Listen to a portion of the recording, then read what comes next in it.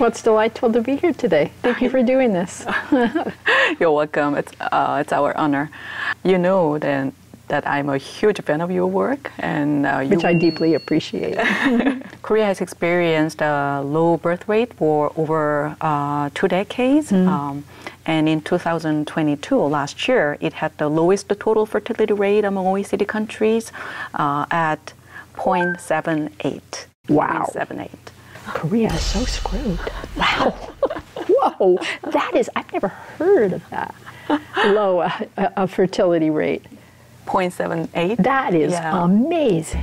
In Seoul, it's 0.56 or something. Wow, that's amazing.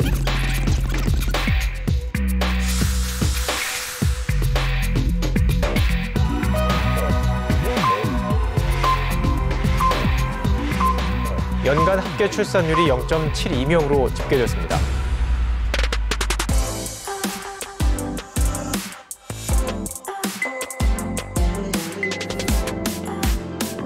I go here?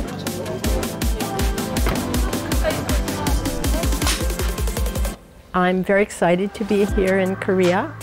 And as an American, I feel a deep bond with Korea. It's a very close and important ally. What kind of conversation were you looking forward to having? Do you think you will have? What I'm very much hoping for is that we'll hear from young people and not so young people, what are the barriers they see to having children?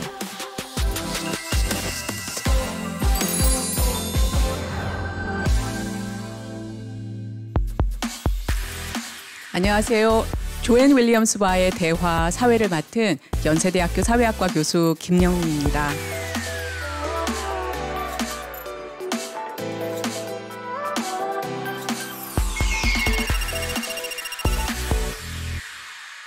저는 학교에서 연구하고 강의하는 사람이라 사실 방송이 좀 어색합니다.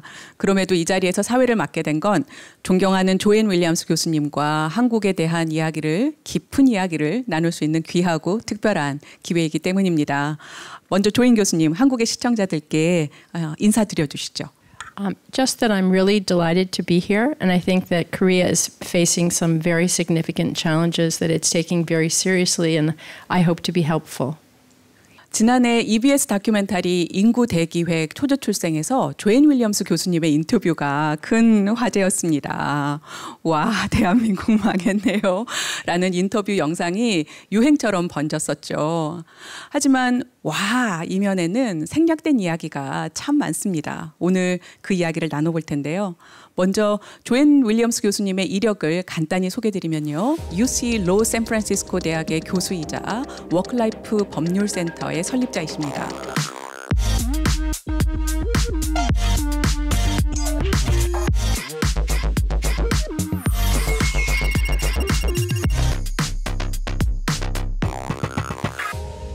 교수님은 한국 시청자들에게 어떤 일을 하는 사람으로 소개되고 싶으신가요? I'm a scholar of social inequality, and I investigate how social inequality plays out in workplaces and also in the larger society. 한국 망했네요라고 하는 교수님의 인터뷰가 지금까지도 한국에서 큰 화제가 되고 있는 거를 알고 계시나요? I do. That I know that. 왜 그렇게 인기를 끌었다고 생각하세요? Well, actually, the young man who picked me up at the airport explained to me why it's become so popular. He said, we were going along just in our daily lives and not really thinking about the population and the fertility rate. And when that little meme came through on Instagram, he said, all of a sudden, we realized, whoa, this is really serious. 여전히 교수님의 인터뷰는 SNS에서 자주 인용되고 있고 댓글도 꾸준히 달리고 있습니다. 마치 온라인 토론장처럼 말이죠. 지금 조회수가 거의 100만을 육박하고 있다고 하네요. 그래서 그 댓글들을 모아봤습니다. 어떤 댓글들이 달렸을까요? 살짝 추측해 보실 수 있을까요? Maybe surprise and dismay. 네, 그럴 것 같습니다. 인터뷰에 대한 한국인들의 의견을 함께 보시죠. Korea is so screwed. Wow. Whoa. I've never heard of that.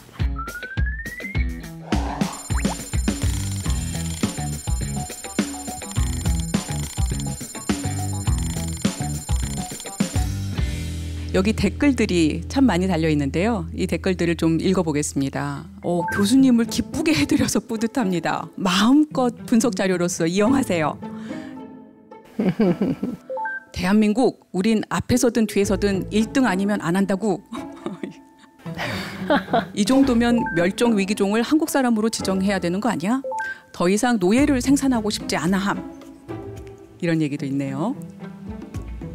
세계 어디서도 그 유래를 찾을 수 없는 경쟁교육, 경쟁사회의 부작용이라고 본다. 온 사회가 혐오로 가득 차 있음. 사람을 가치 있게 여기지 않는데 어떻게 결혼하고 애를 낳아? 힘들게 공부해서 대학 가고 직장 갔는데 애 낳으면 경력 단절. 아직 놀라면 안 됩니다. 더 내려갈 거니까요. 댓글들이 참 재치가 있네요. 블랙 유머가 느껴진다고 해야 할까요? 그런 유머 속에서도 씁쓸한 한국 사회의 단면을 볼 수 있었습니다. 교수님께서는 어떤 댓글이 가장 눈에 띄시던가요? Well, the one that struck me as most instructive is the one that Korean is such a competitive society that we're going to be number one, whether it's top or bottom. And that kind of competitive spirit is exactly what produced the economic miracle in Korea, going from quite a poor society to one of the major industrial societies in just a few decades. And I think the thing that's confusing and dismaying is that exactly the same values that produced that economic miracle are now creating a situation where there may not be a next generation to enjoy it. 네, 마지막 말씀이 너무나 가슴 아프고 전곡을 찌르는 말씀이신 것 같습니다. 세계 최저 출산율을 기록하는 한국, 무엇이 문제일까요? 이 점에 대해서 본격적으로 이야기를 해보려고 합니다. 그래서 이 자리에 결혼을 적극적으로 고민하는 세대와 자녀를 출산하고 양육하는 주요 세대를 초대했습니다. 함께 이야기를 나눠보겠습니다.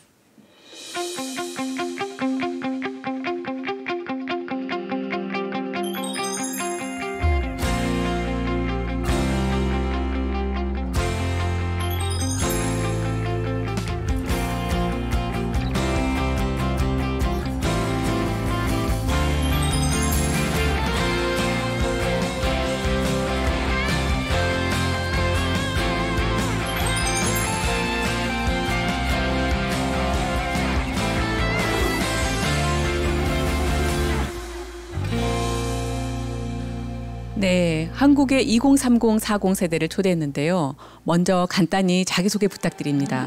두어 아이의 아빠고요. 두어 아이가 태어나고 육아휴직을 했더니 프로 육아휴직 너라는 제목으로 타이틀을 가지고 여기에 오게 됐고요. 지금은 육아휴직을 계기로 회사는 그만두고 새로운 삶을 살고 있는 이동수라고 합니다. 반갑습니다. 네, 안녕하세요. 저는 기업에서 마케팅 업무를 담당하고 있는 15년차 워킹맘 김희정입니다. 현재 15살, 10살 두 아들들을 키우고 있습니다.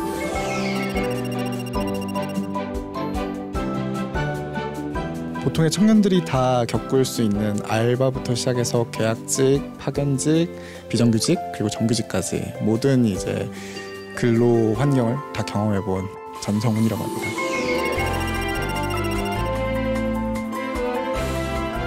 저는 서울에서 사회복지사로 근무하고 있는 최지원입니다.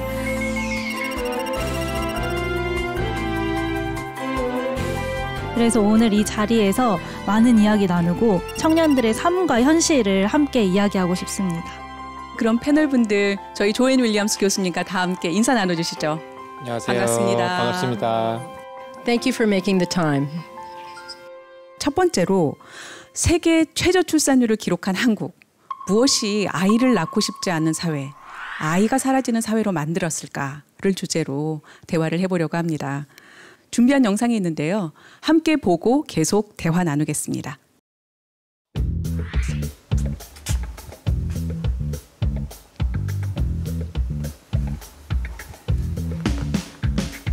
안녕하세요. 서은이 왼쪽에 보면 인구 피라미드가 있어요. 인구 피라미드를 친구들끼리 이야기를 나눠보는 프로그램을 학교에서 했었어요. 근데 그런 프로그램을 하다 보면 중간에 어떤 이야기가 나오냐면 이런 식으로 계속 가다가 대한민국은 어느 날 갑자기 망할 수도 있고 다문화 가족을 정말 많이 들일 수도 있다라고 생각이 들고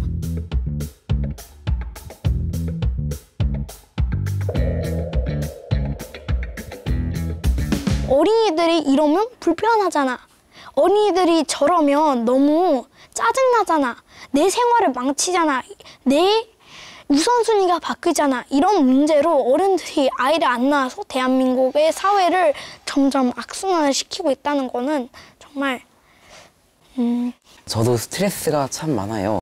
뭐 학원 가기 전에도 옛날에는 스트레스 때문에 막 학원도 끊을까 뭐 그냥 집에 있고 싶다 해가지고 운 적도 많고요. 대체로 한국 사회가 서로 경쟁을 붙이는 시기다 보니까 사회인들도 그렇고 학생들도 그렇고 다 스트레스 때문에 되게 살기 힘든 환경인 것 같아요. 요즘은 뭔가 가정을 꾸리는 그런 행복이나 그런 류의 행복 말고도 너무 세상에 재밌는 게 많은 거예요. 그러니까 어른들도 당연히 하고 싶은 게 많겠죠.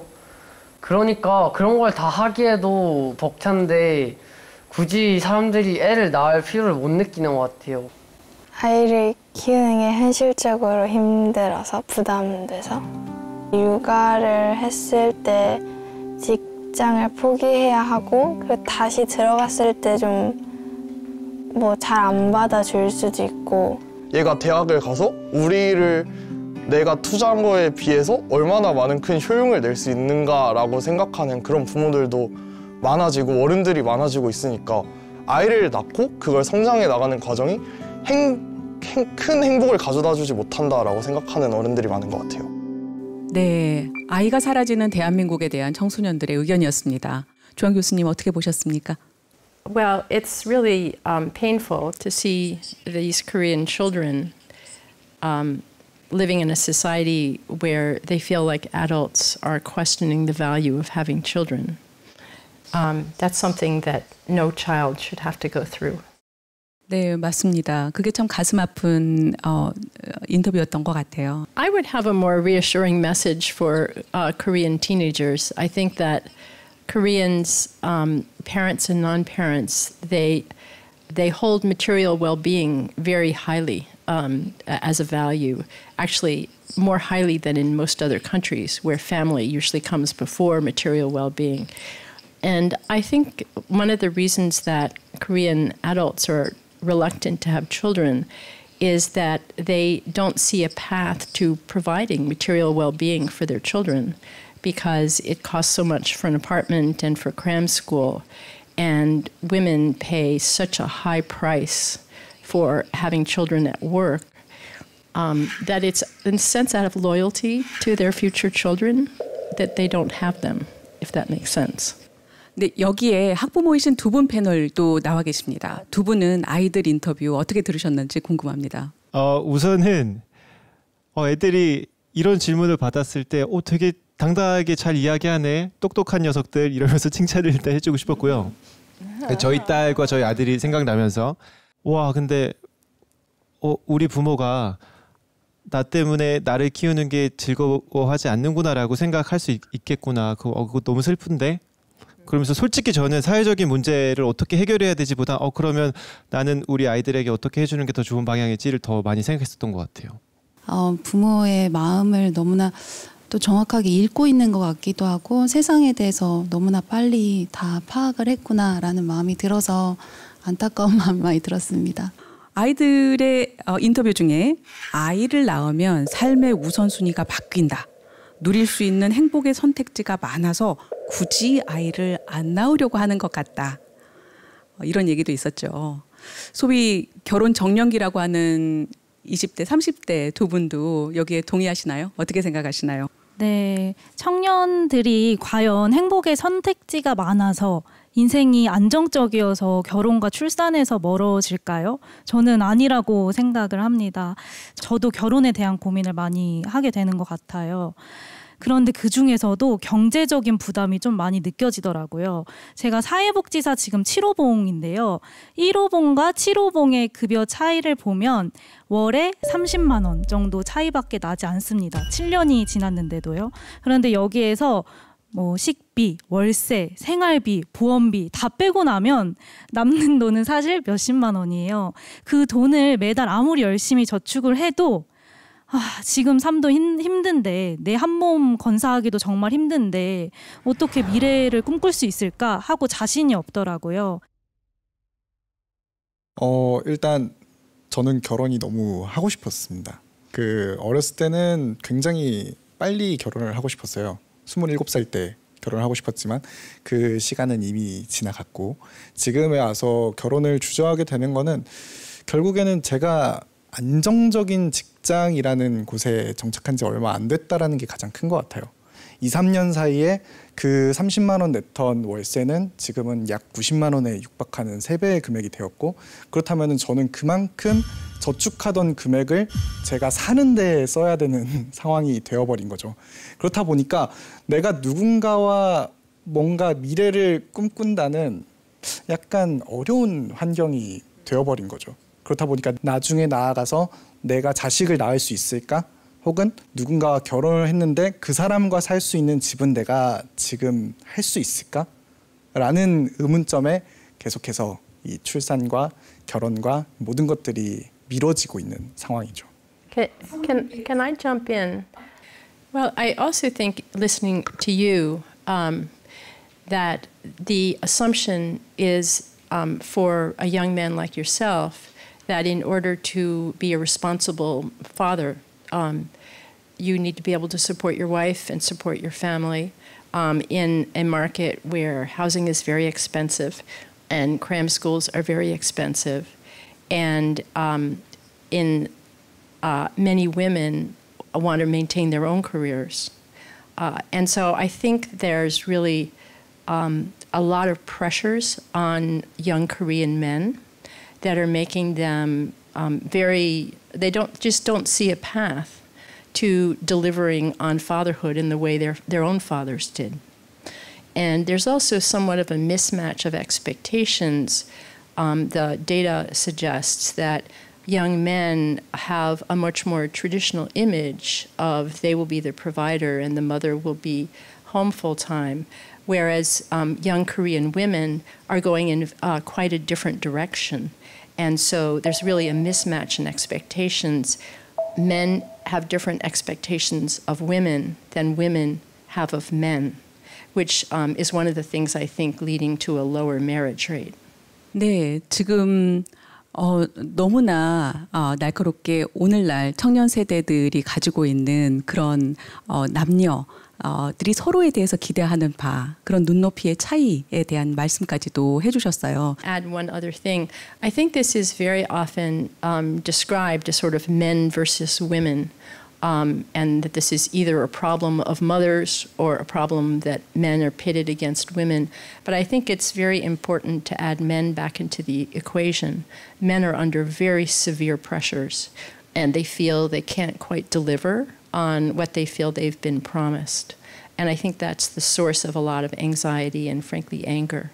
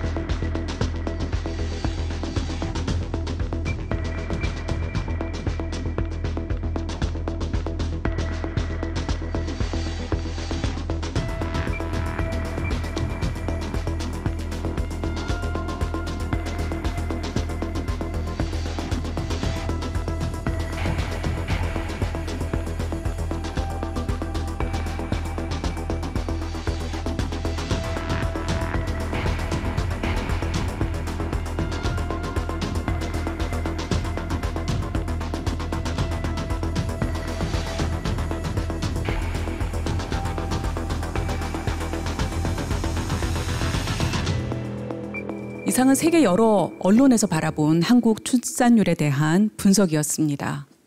패널 여러분들은 어떤 분석에 가장 공감하셨는지 궁금합니다.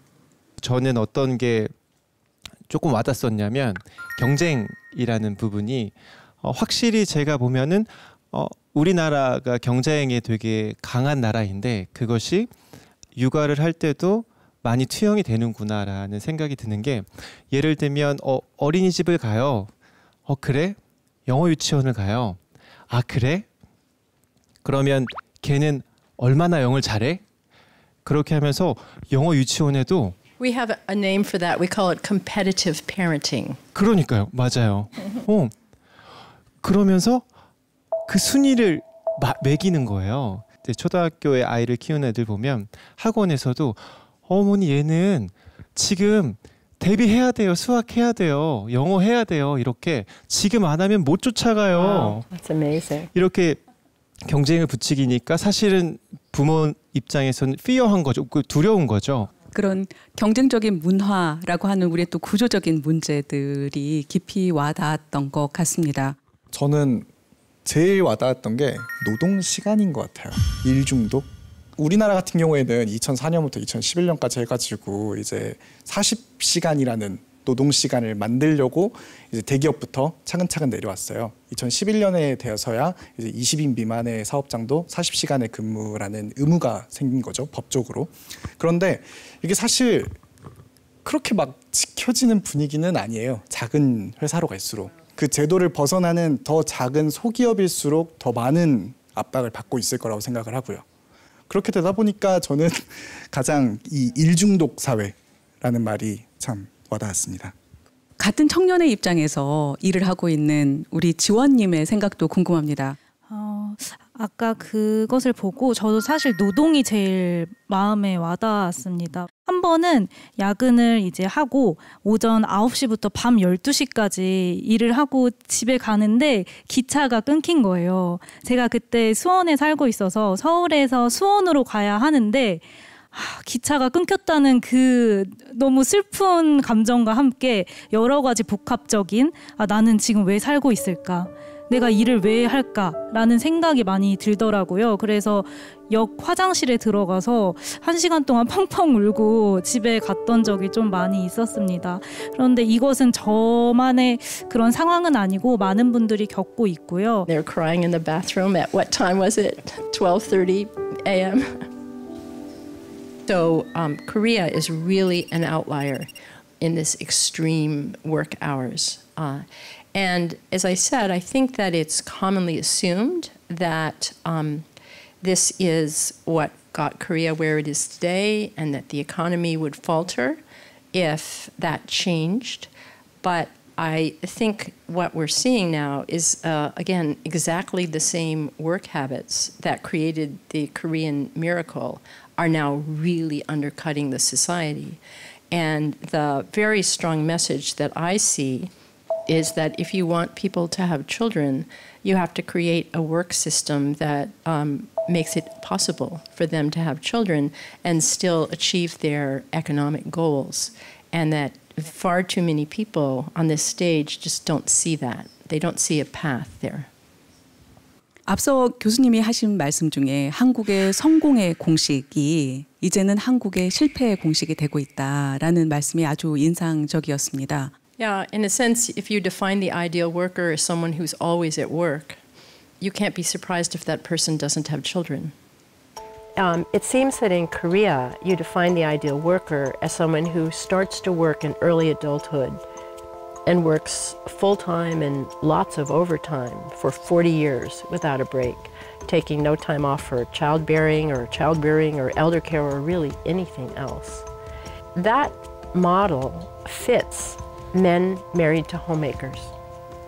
It's a model that's perfectly designed for the workforce of the 1950s. But that's not the workforce in Korea today. What you see is that by failing to change that definition of the ideal worker, you've created a system that's very bad for women. But it's also bad for men. And it's worst of all for children. What I saw is not people who didn't want to have children, but people who felt they couldn't do right by the children. And that's why they were choosing not to have them.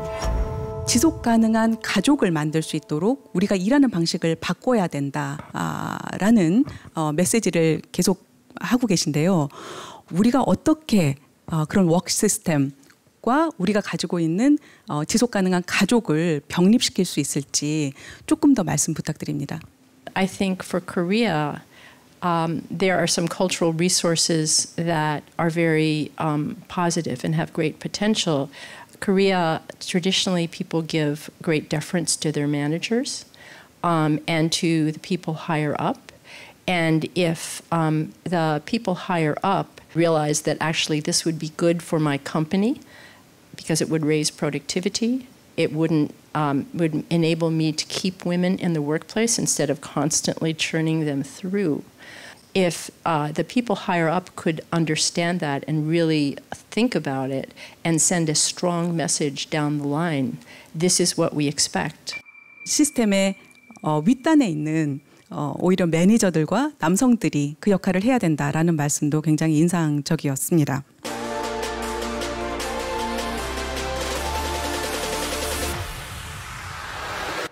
한국의 경우 노동시장에서 여성들의 상황은 더 좋지 않습니다.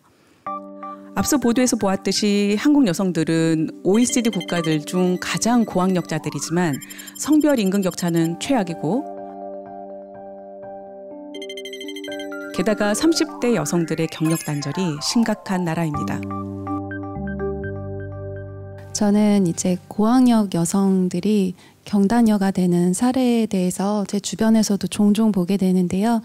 일단 출장이 잦거나 스트레스가 많은 직군에 일하는 여성 같은 경우는 아기를 갖고 싶어도 임신이 안 되는 경우가 많이 있어요. 그런 경우에도 이제 직장을 그만두게 되고 또 출산을 하고 나서도 물론 육아휴직도 쓰고 하지만 그 육아 단절이라는 어떤 그 구간이 존재합니다. 아침에 이제 직장에 나오기 위해서 새벽같이 나와야 되는데 그때는 어린이집이나 유치원이 문을 열지 않거나 퇴근하고 나서도 그 시간들이 맞지 않아서 아침에 2시간, 저녁에 2시간 이 육아를 책임져 줄 시간이 부족하기 때문에 또 그 어려움을 겪다가 또 회사를 그만두게 되는 분들도 많이 보게 됐습니다. Only 1/3 of Korean moms return to their same jobs. That's why. You mentioned that you were the first woman ever to return from parental leave, and people assumed that you wouldn't. Were people surprised when you came back? Did they treat you the same way as when you left? 제가 복직을 했을 때 놀라는 분들도 당연히 계셨고요. 그리고 물론 이제 원래 규정상으로는 복직했을 때 차별을 받거나 평가를 낮게 받으면 안 된다라는 규정은 있지만 실질적으로 좋은 평가를 받지 못했습니다. By policy. 그래서 제가 2번의 출산휴가와 2번의 육아휴직을 사용했는데요. 그러다 보니까 계속 승진 기회를 놓치게 되고 10년 동안 과장이라는 한 직급에 계속 머물게 되는 경험도 했습니다. 지금은 물론 이제 승진은 했지만 그 당시에는 제가 이렇게 만년 과장으로 이제 회사를 계속 다녀야 되는 게 아닌가 이런 걱정도 많이 했었습니다. So that's a good example of the risk that women take. 육아휴직 제도는 이제는 세계 어떤 나라에도 내놔도 뒤지지 않을 정도로 제도 그 자체는 잘 발달되어 있습니다. 문제는 실제 사용률이 대단히 낮다는 것이죠. 지금 OECD 19개 국가 중에서 실제 육아휴직의 사용률을 보자면 최하위 수준입니다. 왜 그럴까요? 아직까지 육아휴직에 대한 부정적인 인식이 굉장히 많은 것 같습니다.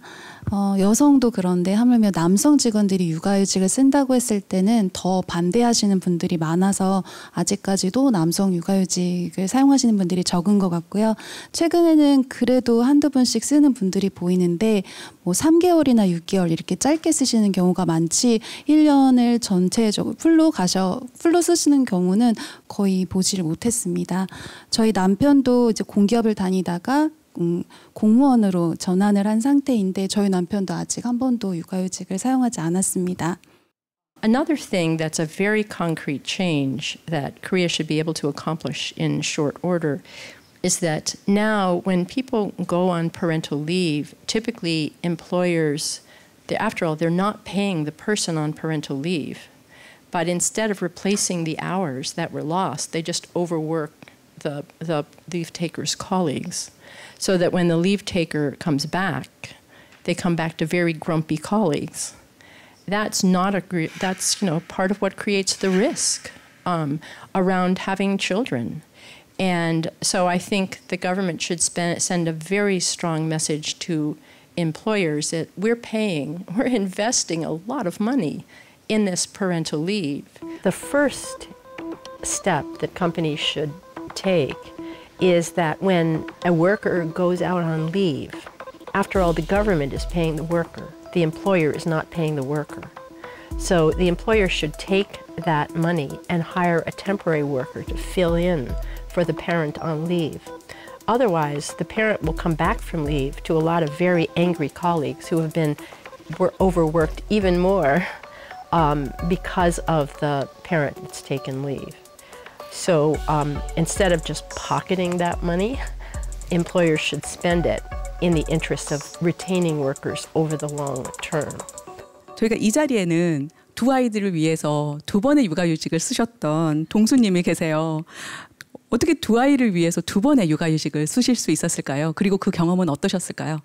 정말 사실 육아휴직을 하기 위해서 첫 번째 단계는 경제적으로 생각하지 않을 수가 없죠. 왜냐하면 우리가 생계니까. 그래서 그 생계로 돌이켜보면 첫 번째는 아내가 근무를 하고 있었어요. 그래서 계산기를 두드리는 거죠. 좋아. 그리고 아내가 조금 벌고 국가에서 어느 정도 소득 대체를 해주고 마이너스 통장으로 해서 오케이 살 수 있겠어가 됐었던 거예요. 굶어 죽진 않겠군. 이라는 결론을 가질 수 있었던 것인데 근데 또 반면에 그럼 경제적인 것이 단가라고 생각을 해보면 또 그건 또 아닌 것 같다는 생각도 들어요. 예를 들어서 제가 나 휴직해 라고 하면 다들 말해요. 부럽다. 그래서 제가 말하죠. 너도 해. 그럼 그는 이렇게 이야기합니다. 난 돈 없어. 근데 그 사람이 저보다 훨씬 부자예요. He had money, but he didn't have courage. 맞아요. 제가 하고 싶은 말이 그거예요. 물론 이제 상황적으로 안 돼서 그런 사람 말고 할까 말까 고민하는 사람들의 대부분은 여건이 가능한 경우가 많더라고요. 항상 권하고 다녔었는데 그거를 꼭 경험해봐야 육아의 소중함도 훨씬 더 알게 되고 그러면서 가정도 훨씬 더 행복해지게 되고 아무래도 그래서 저는 남성의 육아휴직을 되게 추천하고 전파하는 편이 된 것 같아요. 그 경험 때문에. And that's what the research shows. Men who take parental leave, and I'm not talking about 2 days here. I'm talking about leave as long as women take. Men who take parental leave change their relationship with their children forever. Forever. 맞아요. Yep. 완전히 다르고요. 오늘도 저희 딸이 사랑한다고 뽀뽀해주고 다 했습니다. 너무 자랑스러워요. 근데 아까 대기실에서 되게 너무 아이 이쁘고 좋다라고 해주셔가지고 진짜 좋은가 보다 이런 생각이 또 들더라고요. 긍정적이게. 네. 진짜 좋습니다. I think that's the message for Korean youth is having children is awesome. It's really precious and it's really fun. And it's something that someone living certainly in one of the richest societies that history's ever produced. But something that anyone should be able to do.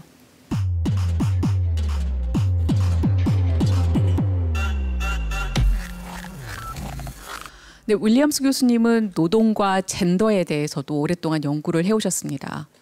UN 개발계획 UNDP의 2023년 보고서에 따르면 한국은 칠레에 이어 2번째로 지난 10년 동안 여성에 대한 부정적인 편견이 강화돼서 나타나는 백래시 현상이 가장 두드러지게 나타난 나라로 조사되었습니다. 이런 상황이 출산율에도 영향을 미치는 것은 아닐까요? 어떻게 생각하시나요? There was a recent graph published in the Financial Times that showed that women in Korea getting steadily more liberal, whereas men were getting very sharply more conservative. And just from conversations I've had since coming to Korea, I do think that the expectations men have of women don't really match the expectations women have of men. And I think that's producing quite a lot of conflict. The United States, the directions are the same. Women in many countries are becoming more liberal and men are more conservative. But the divergence is much, much sharper in Korea. 20대 남성의 보수화 경향, 이 왜 발생하고 있다고 생각하시나요? I can only speculate, but Korea, like the United States, has very high inequality of income. And for several generations, any man who worked hard could buy a house, have a wife at home, support his family. And in the United States, and it sounds like in Korea, that's now disappeared in the past 10, 15 years. And I think young men feel entitled to that. I think they feel entitled to what their fathers had, and that this is one of the unrecognized costs of growing inequality in Korea. 기존에 있었던 그 전 세대 남성들의 역할들, 남성들이 맡았던 역할을 제대로 해내지 못할 수도 있다라는 불안감이 20대 남성들을 압박하고 있는 것이 아닌가라는 생각도 듭니다. I think, though, in order to convince young men, Korea is going to have to create a situation, certainly, where if you work hard, you can buy a simple apartment. And if you can't, young men are going to feel angry and resentful and inadequate. 지금 청년들은 여전히 선택을 강요받고 있는 상황인 것 같아요. 남성들 같은 경우에도 승진할래, 육아휴직 쓸래. 여성도 마찬가지로 일을 할래, 아니면은 가족을 포기할래. 이런 양자택일 상황에 남성과 여성 모든 청년들이 좀 놓여 있는 상황이 아닌가 하는 생각이 드네요. 그리고 양자택일 상황을 벗어나서 둘 다 조금 더 자유롭게 선택할 수 있는 옵션들이 생길 때 청년들이 자신감을 가지고 출산 결정들을 할 수 있지 않을까. 그것이 아이를 낳는 결정이든 아니면 아이를 낳지 않는 결정이든 조금 더 자신감을 가지고 할 수 있지 않을까라는 생각도 하게 됩니다.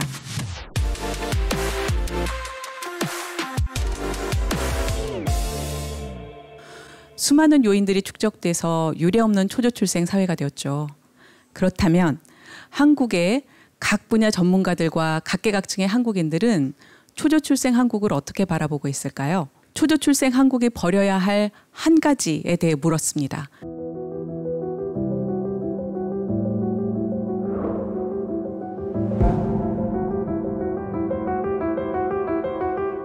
가장 버려야 할 것이라고 생각되는 것은 결국은 경쟁인 것 같아요.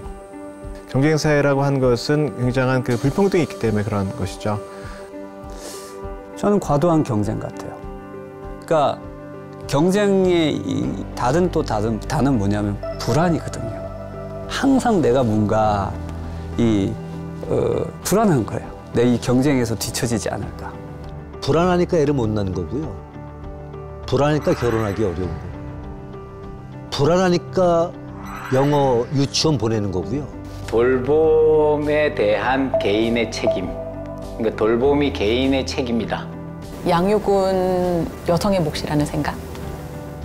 보통 엄마, 아빠, 그리고 아이 둘, 정상가족이라고 하는 개념을 깨부수는 게 되게 중요한 것 같아요. 불공정한 거? 그게 사라져야 되지 않을까요? 저는 비교라는 걸 버리고 싶어요. 가령 경쟁은 삶에 필요해요. 과도한 경쟁이 문제인 거지.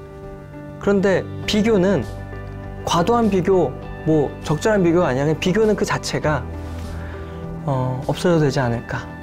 OECD 회원국 중에서 우리가 가장 불행한 국가 아니겠습니까? 그러니까 제가 봤을 때는 남하고 비교하는 거. 그다음에 또 하나는 물질적인 가치에 지나치게 집착하는 거. 마라맛 TV 프로그램들, 마라맛 매체들이 사라져야 된다고 생각해요. 기성세대의 이기심이라고 생각합니다. 저는 경쟁이라고 생각합니다. 경쟁인 것 같아요.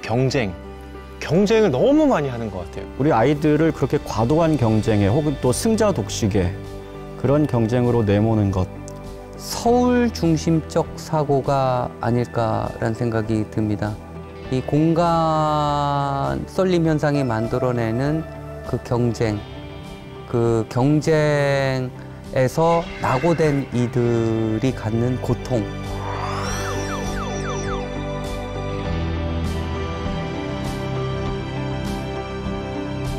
네, 한국 사회가 버려야 할 한 가지라는 질문에 지나친 경쟁에 대한 지적이 가장 많았네요.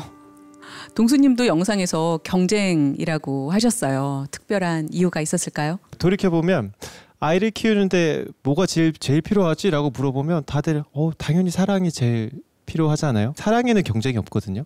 반면에 그래 아이를 위해서 교육을 시켜줘야 되지. 근데 이상하게 교육 쪽으로 가면 사람들이 경쟁을 하기 시작하는 거예요. 이제 순위가 매겨지거든요.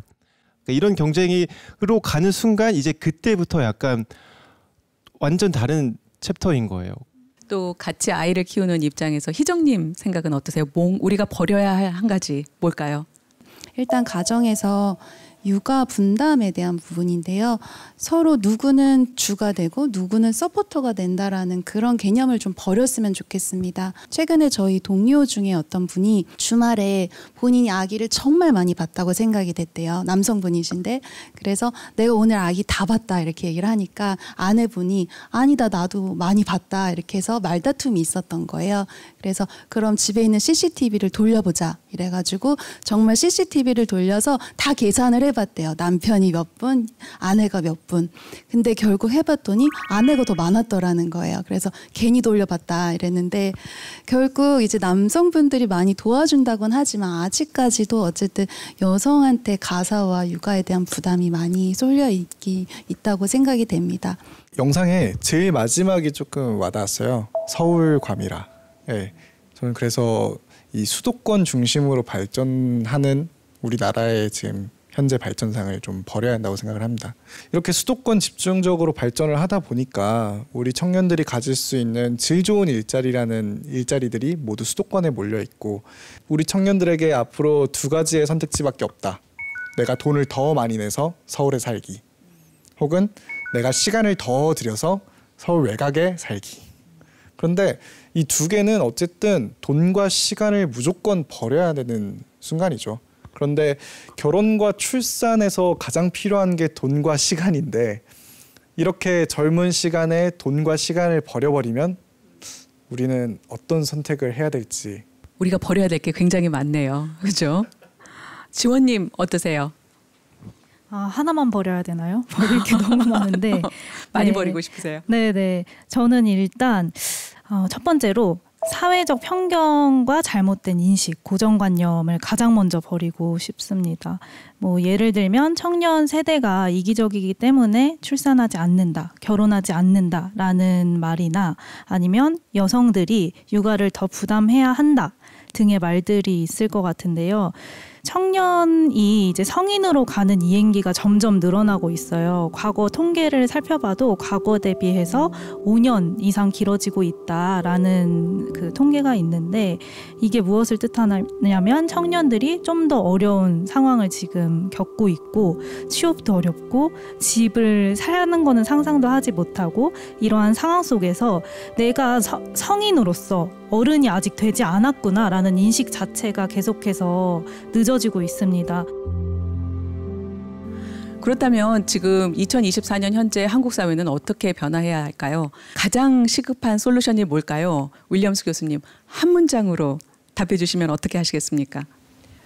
Require employers to replace workers on parental leave and not penalize them after they come back. 정말 명료합니다. 그런데 그 명료한 솔루션을 실제로 현실화시키기 위해서는 대한민국의 일하는 방식이 근본적으로 달라져야 되겠죠. I think one thing to point out that although parental leave is the place to start, as you pointed out, it does not take 3 months or even a year to raise a child. It takes 20 years. So parental leave is the place to start, but if it ends there, people still won't have children. 최근에 기업에서 초저출생 문제를 해결하겠다고 하면서 여러 가지 이제 대안들을 기업 수준에서 마련하고 있는데요. 그 중에 하나가 아이를 출생할 경우에는 1억의 출산 장려금을 제공한다라는 그런 아이디어도 있습니다. 어떻게 생각하시나요? I would just ask a question. Does it take only 100 million won to raise a child? If it does, then that's a great solution. But if it's only a small percentage of what it takes to raise a child, and raising a child, one or both parents are going to seriously jeopardize their careers, they still won't have children.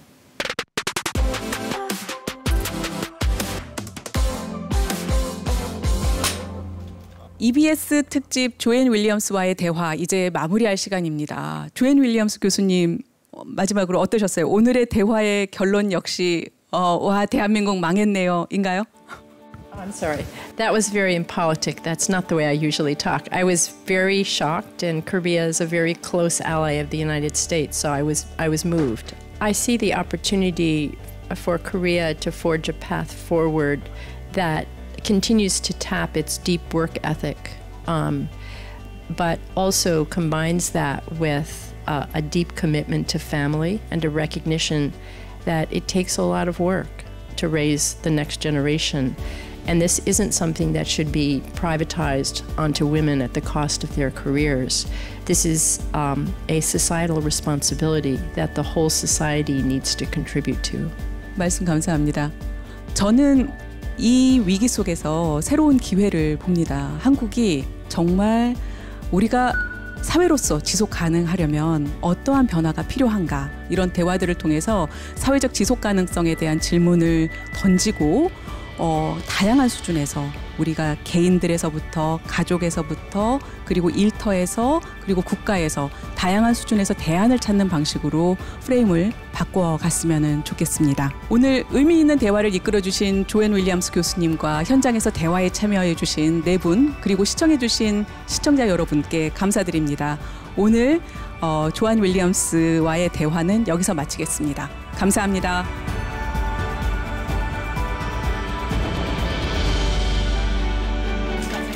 That's a wrap. Okay. Can I just one request? I think it's very important to include at least one sentence. If people don't want to have children, God bless. They should not be pressured to have children. What I didn't hear is that young people in Korea don't want to have children. What I heard is that they feel that they can't have children.